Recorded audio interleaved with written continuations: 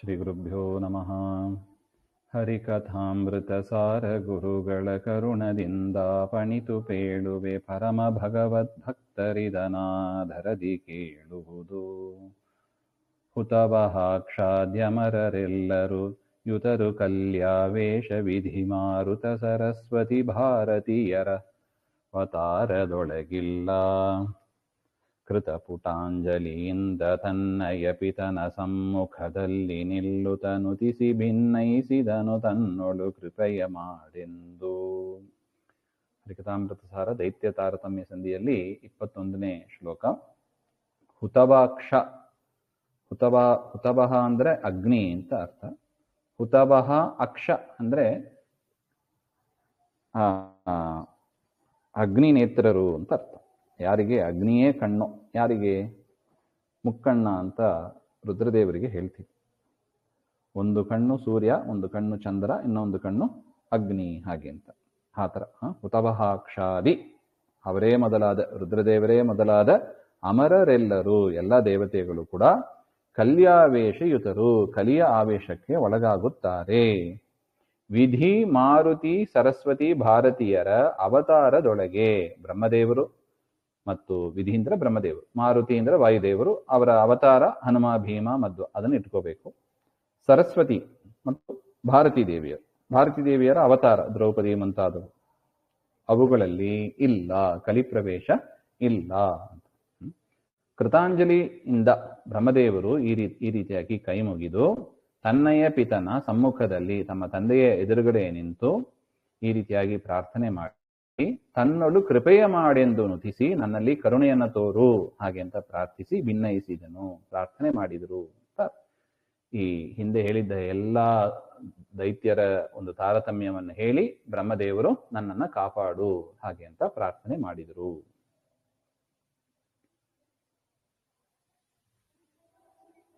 ಆಚಾರ್ಯ ಹೇಳ್ತಾರೆ ನೋಡು, ಕರುಣಾಪೂರ್ಣ ವರಪ್ರದ ಚರಿತಂ ಜ್ಞಾಪಯ ಮೇತೆ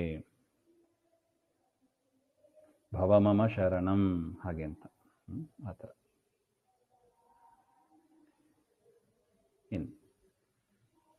ದ್ವೇಷಿ ದೈತ್ಯರ ತಾರತಮ್ಯದ ದೂಷಣೆಯು ಭೂಷಣಗಳೆನ್ನದೆ ದೋಷವೆಂಬುವ ದ್ವೇಷಿ ನಿಶ್ಚಯ ಇವರ ನೋಡಲ್ಕೆ. ಕ್ಲೇಶಗಳನೈದುವನು ಬಹುವಿಧ ಸಂಶಯವು ಬಡಸಲ್ಲ ವೇದವ್ಯಾಸ ಗರುಡ ಪುರಾಣದಲ್ಲಿ ಪೇಳಿದರು ಋಷಿಗಳಿಗೆ. ದ್ವೇಷಿ ದೈತ್ಯರ ತಾರತಮ್ಯ ಅಂದ್ರೆ ಭಗವಂತನ ದ್ವೇಷಿಗಳಾದ ಈ ದೈತ್ಯರ ತಾರತಮ್ಯವನ್ನು ಏನು ನಾವು ಹಿಂದೆ ನೋಡಿದ್ದೀವಿ, ಇದು ದೂಷಣೆ. ಅಂದ್ರೆ ಇನ್ನೊಬ್ಬರ ಬಗ್ಗೆ ಹೇಳ್ತಾರಲ್ಲ, ಇನ್ನೊಬ್ಬರ ಬಗ್ಗೆ ಹೇಳೋದು ಅದು ಸಲ್ಲದು. ಸಜ್ಜನರು ಎಂದಿಗೂ ಇನ್ನೊಬ್ಬರ ಬಗ್ಗೆ ಹೇಳೋದಿಲ್ಲ. ಅವರು ಸರಿ ಇಲ್ಲ, ಇವರು ಸರಿ ಇಲ್ಲ, ಅವ್ರು ಹಾಗೆ ಮಾಡಿದ್ರು, ಇವ್ರು ಹೀಗೆ ಮಾಡಿದ್ರು, ಸಜ್ಜನರು ಹೇಳೋದಿಲ್ಲ. ಯಾಕೆ? ಅದು ಗೊತ್ತೇ ಇದೆ, ಅವರಲ್ಲಿ ದೋಷ ಇದೆ ಎಂಬ ಅದು ಗೊತ್ತಿದೆ. ದೋಷ ಇಲ್ಲದೆ ಏಕೈಕ ಪುರುಷ ಅಂದ್ರೆ ಅವನು ಪರಮ ಪುರುಷನೇ. ಮಿಕ್ಕಿದವರಲ್ಲಿ ದೋಷ ಇದೆ. ಅದರಿಂದ ಸಜ್ಜನರು ಬಾಯಿ ಮನಸ್ಸು ಇದನ್ನೆಲ್ಲ ಇನ್ನೊಬ್ಬರನ್ನ ಹೇಳಿದಷ್ಟು ಅದು ಪಾಪ ಸಂಪಾದನೆ ಆಗ್ತದೆ, ಅನರ್ಥಕಾರಿ ಆಗ್ತದೆ. ಅದರಿಂದ ಕಾಯೇನ ವಾಚ ಮನಸ ಸಜ್ಜನರು ಬೇರೆಯವರ ಬಗ್ಗೆ ಆಡುಕೊಳ್ಳೋದು, ಹೇಳೋದು, ದೂಷಣ ಮಾಡೋದು ಯಾವುದು ಮಾಡೋದಿಲ್ಲ. ಹಾಗಿರುವಾಗ ಇಲ್ಲಿ ನೀವು ದೈತ್ಯರನ್ನ ತಮಸ್ಸಿಗೆ ಹೋಗ್ತಾರೆ, ದ್ವೇಷ ಮಾಡ್ತಾರೆ, ಅದು ಮಾಡ್ತಾರೆ, ಭಾರಿ ದ್ವೇಷ ಮಾಡಿದ್ದೀರಾ ನೀವು ಹಾಗೆ ಅಂತ ಒಂದು ಸಂಧಿ ಇದು ಹಾಗೆ ಅಂತ ನಾವು ಅದನ್ನ ಚಿಂತನೆ ಮಾಡಬಾರದು. ದೂಷಣೆಯು ಅಂದ್ರೆ ದೈತ್ಯರ ದೂಷಣೆಯು ಭೂಷಣಗಳೆನ್ನದೆ, ತಾರತಮ್ಯ ಪ್ರಕಾರ ದೈತ್ಯರ ದೂಷಣೆ ಅಂತ ತಿಳಿಯದೆ ದೋಷವೆಂಬುವ, ದೈತ್ಯರನ್ನ ದೂಷಣೆ ಮಾಡೋದು ಅದೊಂದು ದೋಷ. ಯಾಕೆ? ಇನ್ನೊಬ್ಬರನ್ನ ದೂಷಣೆ ಮಾಡಬಾರ್ದು ಎಂದಿಗೂ. ಬಾಯಿ ಇರೋದು ಅದಕ್ಕಲ್ಲ, ನಾಲಿಗೆ ಇರೋದು ಅದಕ್ಕಲ್ಲ, ಇನ್ನೊಬ್ಬರನ್ನ ದೂಷಣೆ ಮಾಡೋದಕ್ಕಲ್ಲ. ಹಾಗಿರುವಾಗ ನೀವು ದೈತ್ಯರನ್ನ ಇಷ್ಟು ದೂಷಣ ಮಾಡ್ತಿರಲ್ಲ, ಇದು ಸರಿಯಲ್ಲ ಹಾಗೆ ಅಂತ ಈ ಸಂಧಿಯ ಮೇಲೆ ಯಾರಾದರೂ ದೋಷವನ್ನು ಹೇಳಿದರೆ ಇವರ ನೋಡಲ್ಕೆ,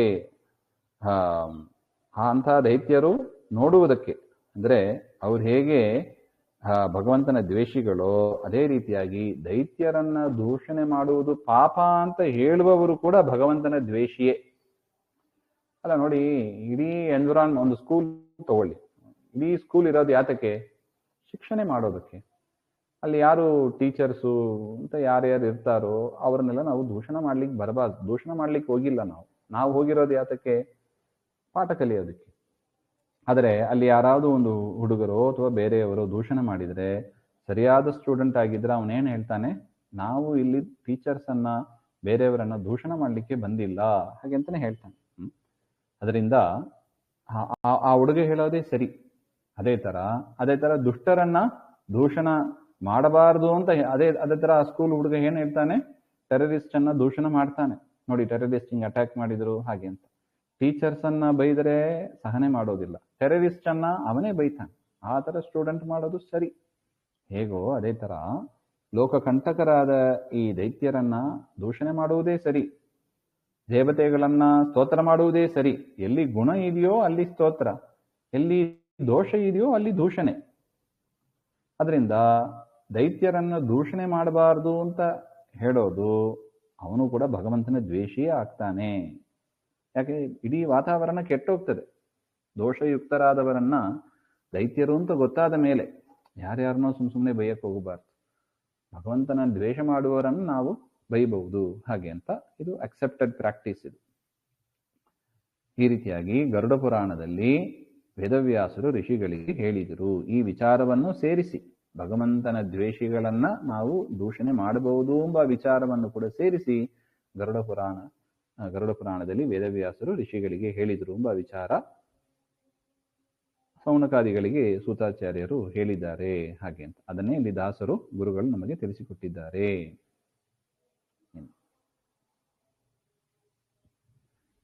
ಜಾಲಿ ನೆಗ್ಗಿಲು ಕ್ಷುದ್ರಶಿಲೆ ಬರಿಗಾಲ ಪುರುಷನ ಬಾಧಿಪವು ಸಮ್ಮೋಳಗೆಯ ಮೆಟ್ಟಿದವಗುಂಟೆ ಕಂಟಕಗಳ ಭಯ. ಚೇಳು ಸರ್ಪವ ಕೊಂದ ವಾರ್ತೆಯ ಕೇಳಿ ಮೋದಿಪಗಿಲ್ಲ ಅಘಯಮ. ನಾಳುಗಳ ಭಯವಿಲ್ಲ ದೈತ್ಯರ ನಿಂದಿಸುವ ನರಗೆ. ಎಷ್ಟು ಚೆನ್ನಾಗಿ ಉದಾಹರಣೆ ಕೊಡ್ತಾರೆ ನೋಡಿ. ಜಾಲಿ ನೆಗ್ಗಿಲು, ಕ್ಷುದ್ರ ಶಿಲೆ, ಬರಿಗಾಲ ಪುರುಷನ ಬಾಧಿಪವು.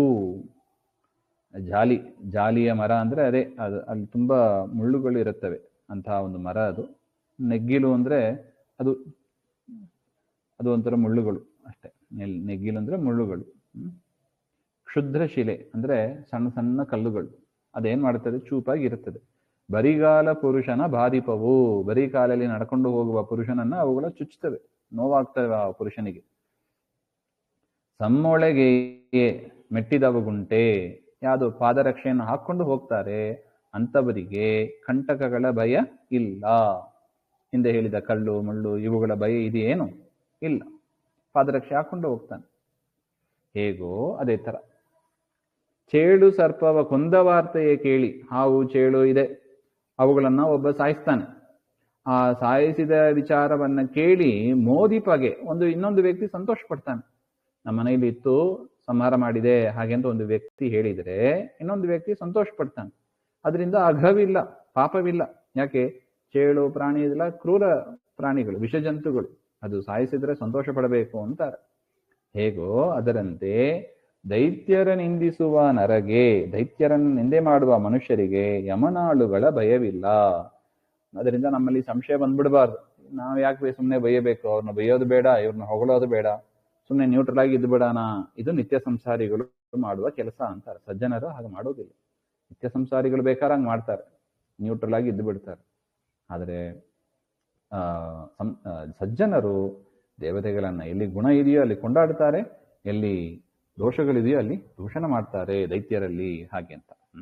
ಈಗ ಒಂದು ವ್ಯಕ್ತಿ ಮಾಡ್ತಾನೆ ಅಂತ ಇಟ್ಟುಕೊಳ್ಳಿ, ನಮಗೆ ಗೊತ್ತಿಲ್ಲ ಅವನು ಮಾಡೋದು ಸರಿಯೋ ತಪ್ಪೋ ಹಾಗೆ ಅಂದ್ರೆ, ಅವನು ಶಾಸ್ತ್ರೋಕ್ತ ಕರ್ಮಗಳನ್ನು ಮಾಡಿದಾಗ ಕೊಂಡಾಡಬೇಕು, ಶಾಸ್ತ್ರ ವಿರುದ್ಧ ಮಾಡಿದಾಗ ಅವನನ್ನ ಒಳ್ಳೆ ಮಾತಿನಲ್ಲಿ ಹೇಳಬೇಕಷ್ಟೆ. ಒಳ್ಳೆ ಮಾತನ್ನು ನೀ ಹೇಳ್ತಾ ಇರೋದು ಸರಿಯಲ್ಲ, ಕೋಪ ಪಟ್ಕೋಬಾರ್ದು. ನೀ ಹೇಳ್ತಾ ಇರೋದು ಸರಿ ಇಲ್ಲ ಅಂತ ಅವನಿಗೆ ಸರಿಯಾಗಿ ಮಾರ್ಗದರ್ಶನ ಮಾಡಬೇಕು ಅಷ್ಟೆ. ಬ್ರಾಹ್ಮಣನಾಗಿ ನಾವಿಷ್ಟೇ ಮಾಡಬೇಕು ಹಾಗೆ. ನಾವು ಮಕ್ಕಳಾಗಿದ್ರೆ ಸ್ವಲ್ಪ ಬೈಬೋದು, ಸ್ವಲ್ಪ ಮೆತ್ತಗೆ ಒಂದು 2 ಏಟು ಬಡಿಬೋದು, ಅಷ್ಟಂತೂ ಅವಕಾಶ ಇದೆ. ಬಿಟ್ಟು ಶಾಸ್ತ್ರ ವಿರುದ್ಧ ಮಾಡುವುದು, ಭಗವಂತನ ದ್ವೇಷ ಮಾಡೋದು ಇದು ಸಲ್ಲದಲ್ಲ, ಒಳ್ಳೇದಲ್ಲ ಅಂತ ಅರ್ಥ.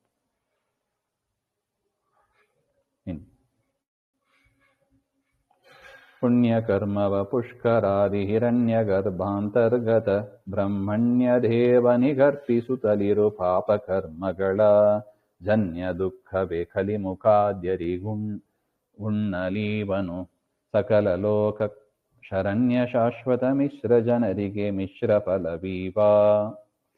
ಅದರಿಂದ ಈಗ ನಾವೇನ್ ಮಾಡ್ಬೇಕು? ನಮ್ಮೊಳಗಿದ್ದು ಜನ ಕೇಳೋದುಂಟು, ನಮ್ಮೊಳಗಿದ್ದು ಇಷ್ಟು ಪಾಪಕರ್ಮಗಳು ನಡೀತಾ ಇದೆ, ಅದನ್ನ ಇಟ್ಕೊಂಡು ನಾವೇನ್ ಮಾಡೋದು? ಹಾಗೆಂದ್ರೆ ದಾಸರು ಹೇಳ್ತಾರೆ, ನಿನ್ನ ಯಾರು ಇಟ್ಕೊಂತ ಹೇಳಿದ್ರು ಅದನ್ನ ಅಂತ ಹೇಳ್ತಾರೆ ನೋಡಿ. ನಮ್ಮಿಂದ ಅನಿವಾರ್ಯವಾಗಿ ಪಾಪಕರ್ಮಗಳು ನಡೀತದೆ. ಕಲಿಯುಗದಲ್ಲಂತೂ ಜಾಸ್ತಿ ಇದೆ. ಅಂತ ಪಾಪಕರ್ಮಗಳನ್ನ ನಾವು ಮಾಡ್ತಾ ಇರ್ತೀವಿ. ಅದನ್ನ ನಮ್ಮೊಳಗೆ ಎಷ್ಟು ಅಂತ ಇಟ್ಕೊಳ್ಳೋದು? ಅದನ್ನ ಕಳಿಯೋಕೆ ಬರಲ್ವಾ? ಹಾಗೆಂದ್ರೆ ದಾಸರು ಹೇಳ್ತಾರೆ, ನೀ ಯಾಕೆ ಅದನ್ನ ಇಟ್ಕೊಂಡಿರ್ತೀನಿ ನಿನ್ನಲ್ಲಿ, ಅದನ್ನ ಕೊಟ್ಟು ಬಿಡು. ಹಾಗೆ ಅಲ್ಲ, ಪುಣ್ಯ ಬೇಕಾದ್ರೆ ತಗೋತಾ ಇರ್ರಿ, ಪಾಪವನ್ನ ಯಾರು ತಗೋತಾರೆ? ಹಾಗೆಂದ್ರೆ ಪಾಪವನ್ನ ತೆಗೆದುಕೊಳ್ಳಲಿಕ್ಕೆ ಅಂತಾನೆ ಸಮರ್ಥನಾದ ಒಂದು ವ್ಯಕ್ತಿ ನಾನೇ ಅಂತ ತಿಳಿಸಿಕೊಡ್ತಾ ಇದ್ದಾರೆ. ಪುಣ್ಯಕರ್ಮಗಳನ್ನು ಪಾಪಕರ್ಮಗಳನ್ನು ಪುಷ್ಕರಾದಿ ಪುಷ್ಕರನಿಂದ ಶುರು ಮಾಡಿ ಹಿರಣ್ಯ ಗರ್ಭ ಅಂದ್ರೆ ಬ್ರಹ್ಮದೇವರ ತನಕ ತಾರತಮ್ಯ ಪ್ರಕಾರ ದೇವತೆಗಳನ್ನ ಸ್ಮರಣೆ ಮಾಡಿ ಅವರ ಅಂತರ್ಯಾಮಿಯಾದ ಬ್ರಹ್ಮಣ್ಯ ದೇವನಿಗೆ, ಬ್ರಾಹ್ಮಣರಲ್ಲಿ ವಿಶ್ವಾಸವುಳ್ಳ ಬ್ರಾಹ್ಮಣ ಶ್ರೇಷ್ಠನಾದ ಶ್ರೀಹರಿಗೆ ಅರ್ಪಿಸುತ್ತಲಿರು. ನೀನು ಅದನ್ನ ದೇವರಿಗೆ ಸಮರ್ಪಣೆ ಮಾಡು. ಎಷ್ಟು ಕರುಣೆ ನೋಡಿ. ಪುಣ್ಯ ಕೊಟ್ಟರು ದೇವರು ತಗೋತಾನೆ. ಯಾರು ಪಾಪ ತಗೊಳ್ಳಾರ್ದು. ವಾಲ್ಮೀಕಿ ಋಷಿಗಳು ಹೇಳ್ತಾರೆ, ತಾವು ಮೊದಲು ಚೋರರಾಗಿ ಇದ್ರು, ಅವರು ಕಳ್ಳರಾಗಿ ಇದ್ರು. ಅವರು ಹೇಳ್ತಾರೆ, ನಾರದರು ಬಂದು ಹೇಳ್ತಾರೆ, ನೀನು ಕೇಳಿ ವಿಚಾರಿಸು, ನೀನು ಇಷ್ಟು ಕಳ್ಳತನ ಮಾಡಿ ಸಂಪಾದನೆ ಮಾಡ್ತೀಯಲ್ಲ, ಏನ್ ಮಾಡ್ತಿ? ಇಲ್ಲ, ನನ್ನ ತಂದೆ ತಾಯಿ ಹೆಂಡತಿ ಮಕ್ಕಳನ್ನ ರಕ್ಷಣೆ ಮಾಡ್ತೇನೆ, ಅದರಿಂದ ನಾನು ಕಳ್ಳತನ ಮಾಡ್ತೇನೆ, ನಾನು ಒಬ್ಬ ಉಪಯೋಗಿಸೋದಕ್ಕಲ್ಲ.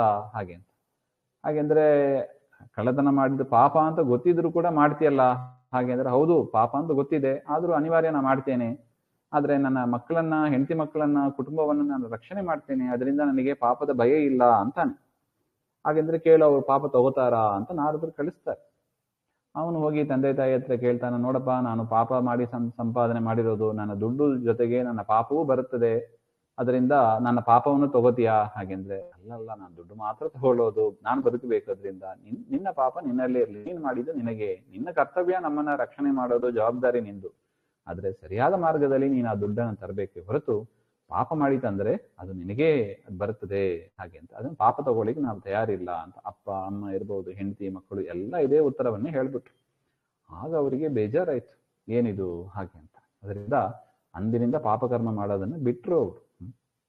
ಆ ರೀತಿಯಾಗಿ ಕಲಿಯುಗದಲ್ಲಿ ಅನಿವಾರ್ಯ ಪಾಪ ನಡೀತದೆ, ತಪ್ಪುಗಳು ನಡೀತದೆ. ಮತ್ತೆ ಎಷ್ಟು ಅಂತ ನಾವು ಇಟ್ಕೊಳ್ಳಿಕ್ಕೆ ಆಗ್ತದ್ರಿ? ಹಾಗೆಂದ್ರೆ ಇದು ಚಿಂತನೆಯ ಕ್ರಮ. ಪುಣ್ಯ ಕರ್ಮಗಳನ್ನ ದೇವತೆಗಳ ದ್ವಾರ ಪರಮಾತ್ಮ ಮಾಡಿಸ್ತಾನೆ ಅಂತ ಚಿಂತನೆ ಮಾಡಿ ಅವರ ಅಂತರ್ಯಾಮಿಯಾದ ಮುಖ್ಯ ಪ್ರಾಣ ಅಂತರ್ಯಾಮಿ ಶ್ರೀ ಲಕ್ಷ್ಮೀನಾರಾಯಣನಿಗೆ ಸಮರ್ಪಣೆ ಮಾಡಬೇಕು.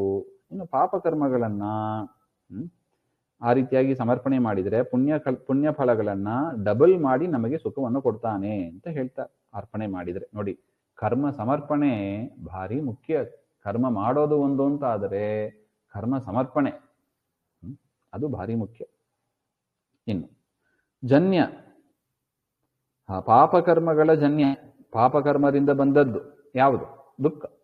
ಪಾಪಕರ್ಮ ಮಾಡಿದರೆ ಅದರಿಂದ ಹುಟ್ಟೋದು ಏನು? ದುಃಖವೇ. ಆ ಪಾಪಕರ್ಮದಿಂದ ಬಂದ ದುಃಖಗಳು ಕಲಿಮುಖ್ಯಾದ್ಯರಿಗೆ, ಕಲಿ ಮೊದಲಾದ ದೈತ್ಯರಿಗೆ ಉಣ್ಣಲು ಇವನು. ನಾವು ದೇವರಿಗೆ ಸಮರ್ಪಣೆ ಮಾಡಿಬಿಟ್ರೆ ದೇವರು ಏನ್ ಮಾಡ್ತಾನೆ? ಅದನ್ನ ನಮಗೆ ಕೊಡೋದಿಲ್ಲ, ಕಲಿ ಮುಂತಾದ ದೈತ್ಯರಿಗೆ ಕೊಟ್ಟು ಬಿಡ್ತಾನೆ. ಸಕಲ ಲೋಕ ಶರಣ್ಯ, ಎಲ್ಲ ಪ್ರಾಣಿಗಳಿಂದಲೂ ಸ್ತುತ್ಯನಾದ ಪರಮಾತ್ಮ, ಶಾಶ್ವತನಾದ ಆ ಶ್ರೀಹರಿ ಮಿಶ್ರ ಜನರಿಗೆ, ಮನುಷ್ಯ ಮಧ್ಯಮರು ಅಂತ ಯಾರಿದ್ದಾರೆ ಅವರಿಗೆ ಮಿಶ್ರ ಫಲ ವೀವ, ಸುಖ ದುಃಖ ಎರಡನ್ನು ಕೂಡ ಕೊಡ್ತಾನೆ. ಹಾಗೆ ಅದರಿಂದ ನಾವು ಕರ್ಮವನ್ನ ಸಮರ್ಪಣೆ ಮಾಡಿಬಿಟ್ರೆ, ಆ ಶ್ಲೋಕ ಇದೆ ನೋಡಿ, ಕಾಯೇನ ವಾಚ ಮನಸೇಂದ್ರಿಯರ್ವಾ ಬುದ್ಧ್ಯಾತ್ಮನ ವಾ ಪ್ರಕೃತಿ ಸ್ವಭಾವ ಕರೋಮಿ ಯದ್ಯತ್ ಸಕಲಂ ಪರಸ್ಮೈ ನಾರಾಯಣ ಏತಿ ಸಮರ್ಪಯಾಮಿ. ಭಾರತೀರಮ್ನ ಮುಖ್ಯ ಪ್ರಾಣಾಂತರ್ಗತ ಲಕ್ಷ್ಮೀನಾರಾಯಣ ಪ್ರೇರಣೆಯ ಶ್ರೀ ಲಕ್ಷ್ಮೀನಾರಾಯಣ ಪ್ರೀತ್ಯರ್ಥಂ ಸುಪ್ರೀತೋ ವರದೋ ಭವತು ಶ್ರೀಕೃಷ್ಣ ಅರ್ಪಣಮಸ್ತು ಅಂತ ಹೇಳಿ ಅಕ್ಷತೆ ನೀರು ಬಿಟ್ಟು ಬಿಟ್ರೆ ಆ ದೇವರು ಅದನ್ನೆಲ್ಲ ತಗೊಳ್ತಾನೆ. ಅದರಿಂದ ನಮಗೆ ಮತ್ತೆ ಅದು ಕೊಟ್ಟ ಮೇಲೆ ನಮ್ಮದು ಅಂತ ಅದ್ರ ಮೇಲೆ ಅಟ್ಯಾಚ್ಮೆಂಟ್ ಇರಬಾರ್ದು. ಈಗ ಒಂದು 10 ರೂಪಾಯಿ ಯಾರಿಗೋ ಕೊಡ್ತೀವಿ, ಬ್ರಾಹ್ಮಣರಿಗೆ ಕೊಡ್ತೀವಿ, ಕೊಟ್ಟ ಮೇಲೆ 10 ರೂಪಾಯಿನ ಚಿಂತನೆ ಮಾಡ್ತಾ ಇರೋದಿಲ್ಲ ನೋಡಿ. ನಾವು ಕೊಟ್ಟಾಯ್ತು, ಮುಗೀತು ಅಷ್ಟೇ. ನಮ್ದಲ್ಲ, ದತ್ತಂ ನಮಮ ಅಂತ ಹೇಳಿ ಬಿಟ್ಟು ಬಿಡ್ತೀವಿ. ಅದೇ ತರ ಕರ್ಮಗಳನ್ನ ದೇವರಿಗೆ ಕೊಟ್ಟ ಮೇಲೆ ತಿರ್ಗ ನಮ್ದು ಅಂತ ಅಟ್ಯಾಚ್ಮೆಂಟ್ ಇರಬಾರ್ದು. ಅದರಲ್ಲಿ ಊಟ ಮಾಡಿದ್ದೀವಿ, ಕೃಷ್ಣಾರ್ಪಣೆ ಹೇಳಿ ಆಯ್ತು, ಕೃಷ್ಣನಿಗೆ ಅನ್ನವನ್ನು ಕೊಟ್ಟಾಯಿತು, ಅದರಿಂದ ನಿಶ್ಚಿಂತರಾಗಿ ಇರಬೇಕು. ಮತ್ತೆ ಕೊಟ್ಟ ಮೇಲೆ ಅದ್ರ ಬಗ್ಗೆ ನಾನು ತಿಂದನ್ನ ಏನಾಗ್ತದೋ ಏನೋ ಆ ಚಿಂತನೆ ನೀವು ಮಾಡಬೇಡಿ ಅಂತ. ದೇವರಿಗೆ ಕೊಟ್ಟ ಮೇಲೆ ಮುಗೀತದಷ್ಟೇ, ಮತ್ತೆ ಚಿಂತನೆ ಮಾಡಬೇಕಾಗಿಲ್ಲ. ದೇವರು ಅದನ್ನ ದೈತ್ಯರಿಗೆ ಕೊಡುವ ವ್ಯವಸ್ಥೆಯನ್ನ ದೇವರು ಜವಾಬ್ದಾರಿ ತಗೊಂಡಿದ್ದಾನೆ. ಅದರಿಂದ ಮತ್ತೆ ಪಾಪ ಬಂತು ಅಂತ ಶಂಕೆ ಮಾಡಬಾರ್ದು. ನಾವು ದೇವರಿದ್ದಾನೆ, ರಕ್ಷಣೆ ಮಾಡ್ತಾನೆ, ನಮಗೆ ನಾವು ದೇವರಲ್ಲಿ ಭಕ್ತಿ ಮಾಡುವವರು, ನಮಗೆ ಒಳ್ಳೆಯದೇ ಆಗ್ತದೆ ಎಂಬ ಒಂದು ಪಾಸಿಟಿವ್ ಥಿಂಕಿಂಗ್ ಅಂತ ಹೇಳ್ತಾರಲ್ಲ, ಆ ತರ ಇರಬೇಕು ಅಂತ ಒಟ್ಟು.